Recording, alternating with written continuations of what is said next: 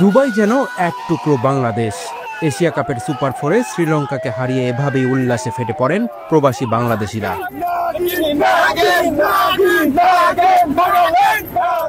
দেশের ক্রিকেট ইতিহাসে যোগ হয়েছে আরো একটি গৌরবময় অধ্যায়। এবার ফাইনাল খেলার স্বপ্ন দেখছে ভক্তরা। এটার মতন খেলা আর কোনোদিন বাংলাদেশে খেলে নাই, যেভাবে খেলছে এরকম খেলা আমরা দেখতে চাই ভবিষ্যতে। বাংলাদেশ টিম আজকে খুবই ঠান্ডা মাথায় ক্রিকেট খেলছে, ফ্যানরা খুবই হ্যাপি। আমরা দুবাইতে আজকে যেরকম একটা ম্যাচ দেখছি, ভবিষ্যতে এরকম এই ম্যাচটা যেন কন্টিনিউ হয়। অনেকদিন পর খেলা দেখতে আসছি, অনেক ভালো লাগছে। বাংলাদেশ জিতছে, জয় নিয়ে ফিরতে পারছি, আলহামদুলিল্লাহ। বাংলাদেশ জিন্দাবাদ। বাংলাদেশ নেক্সট টাইম আবার জিতবে। আজকে বাংলাদেশ অনেক সুন্দর খেলা খেলেছে, আমাদেরকে একটি জয় উপহার দিয়েছে। বড় জীবন আমাদের এই জয়টা অনেক বড় ধরনের আশা আকাঙ্ক্ষা। সুপার এক কথা সাইফ হাসান, আমি চাই সামনে আরো চার্জ দেওয়া হোক এবং তৈরি এক্সিলেন্ট। যতটুকু আশা করিনি তার চেয়ে বেশি পাইছি। ইনশাআল্লাহ আগামী নেক্সট ম্যাচের জন্য আমরা অপেক্ষা করতেছি, বিজয় হবে। অনেক ভালো খেলছে আজকে, সবাইকে আমাদের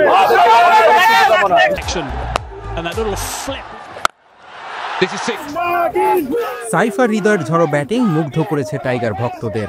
লাল সবুজের পতাকা হাতে সমর্থকদের গর্জন যেন জানান দিল বাংলাদেশ এখন আর কেবল অংশগ্রহণ করতে আসে না, জয় ছিনিয়ে নিতে জানে। আমি বিশেষ করে আজকে ধন্যবাদ দিতে চাই আমাদের তৈরিটাকে, কারণ তাকে নিয়ে অনেক সমালোচনা, অনেক সমালোচিত হয়েছিল। তৈরিরা অনেক কষ্ট করছে আজকের ম্যাচের জন্য, অনেক পরিশ্রম দিয়েছে তৈরিরা। আমরা অনেক আনন্দিত। আমরা চাই আমাদের নেক্সট ম্যাচ ইনশাআল্লাহ আমরা কামব্যাক করব, আর স্ট্রংলি কামব্যাক করব। এশিয়া কাপ জিতে আমরা বাংলাদেশের ছাত্র জনতাকে উৎসাহ করবো। মুম্বাইয়ের যে জিনিসটা এটা ভিতরে এমন ভাবে খাবাই নিছে, তারপরে আমরা জিততে পারছি। লাস্ট মুহূর্তে জয় নিয়ে ছাড়তে পারছি, এটা হচ্ছে সবচেয়ে বড় কথা।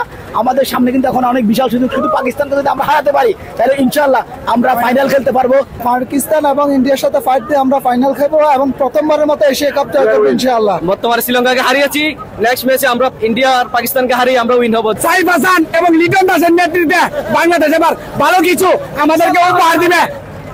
ভারতকে হারিয়ে ফাইনাল নিশ্চিত করবে বাংলাদেশ, সেই আশা প্রবাসী দর্শকদের। ভারতকে হারাতে হবে, ভারতের মেন টার্গেট হচ্ছে ভারত। ভারতকে হারালে আমরা ঈদের আনন্দ করবো এখানে। কাউকে হারাতে পারি না, প্রথম আফগানিস্তানকে হারাইলাম, আজকে শ্রীলঙ্কাকে হারাইলাম। যদি আমাদের নেক্সট একটা ইন্ডিয়াকে হারাইতে পারলে সবচেয়ে খুশি, আমাদের আর কিছু হবে না। Next target India, second target is Pakistan. Tanzid Tamim কাটতে হবে, তাহলে আমাদের টেনশন থাকবে না। আমরা ওয়ার্ল্ড কাপ চাই না, আমরা চাই পরের ম্যাচ আমরা ইন্ডিয়াকে হারাবো ইনশাআল্লাহ।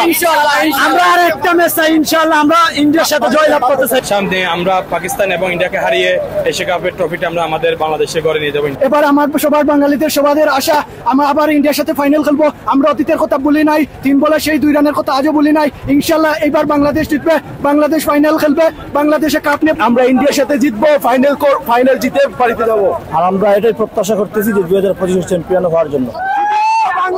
24 সেপ্টেম্বর ভারত আর 25 সেপ্টেম্বর পাকিস্তানের বিপক্ষে এশিয়া কাপের বাকি 2 ম্যাচ খেলবে বাংলাদেশ।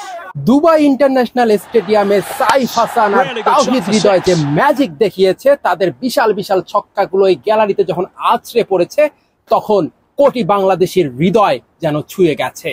বাংলাদেশ এখন ফাইনালের পথে অনেকটাই এগিয়ে গেছে।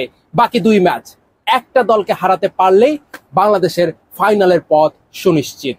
অনেক জাবের, মাছরাঙা সংবাদ, দুবাই, সংযুক্ত আরব আমিরাত।